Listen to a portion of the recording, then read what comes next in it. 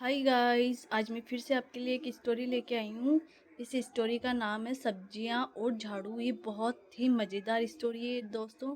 पूरी स्टोरी सुनना, वीडियो को इसको स्किप मत करना और प्लीज़ सुनिएगा ज़रूर आप। बहुत ही अच्छी स्टोरी है। आइए मैं आपको स्टार्ट करती हूँ स्टोरी।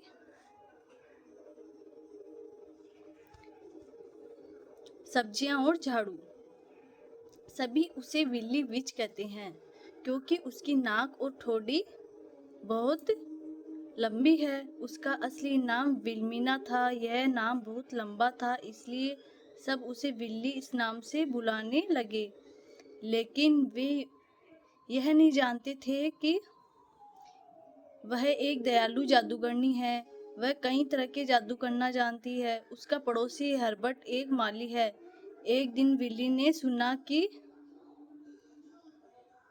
हर्बर्ट अपनी पत्नी पर चिल्ला रहा है क्योंकि उसकी बड़ी कैंची नहीं मिल रही थी। उसने उसके घर की ओर देखा और कुछ जादुई मंत्र पढ़े तो बड़ी कैंची मेज पर रखी दिखाई दी।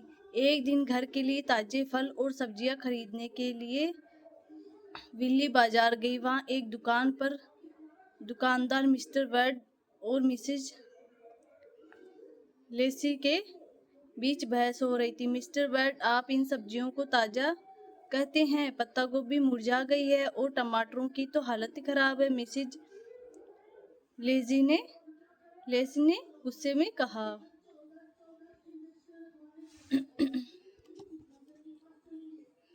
विली ने कुछ जादुई मंत्र पढ़े और देखते ही देखते पत्ता गोभी और टमाटर बिल्कुल ताजा दिखने लगे। मिस्टर बर्ड ने पहले उन्हें और फिर विल्ली को देखा।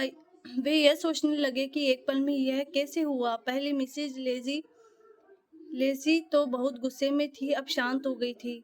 उन्होंने उलझन में अपना सिर खुजाया।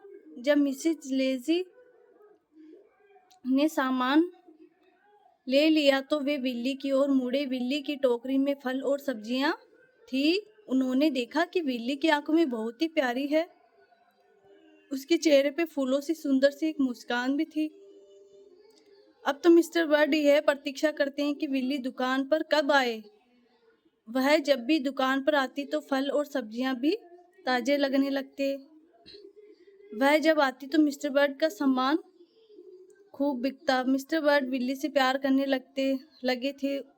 उन्हें पूरा यकीन था कि विल्ली में कोई जादुई शक्ति है। उसका दिल भी बहुत दयालु था, लेकिन मिस्टर बर्ड बहुत ही शर्मीले थे, इसलिए वो यह नहीं जानते थे कि विल्ली को कैसे बताएं कि वे उन्हें चाहने लगे हैं।